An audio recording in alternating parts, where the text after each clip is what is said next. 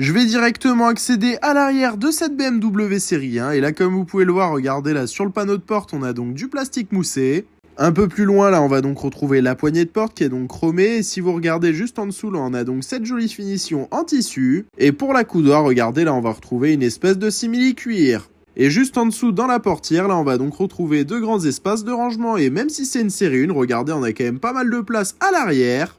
Et même pour une entrée de gamme, regardez, on a quand même des sièges qui sont plutôt sympathiques et en plus de ça, ils sont donc bien rembourrés et assez confortables. En plus, regardez à l'arrière, on a donc des appuis-têtes qui sont donc réglables et ça permettra donc qu'une fois dans cette position-là, vous avez une meilleure visibilité de la lunette arrière. Sinon, derrière les sièges avant, là, on a donc des filets de rangement.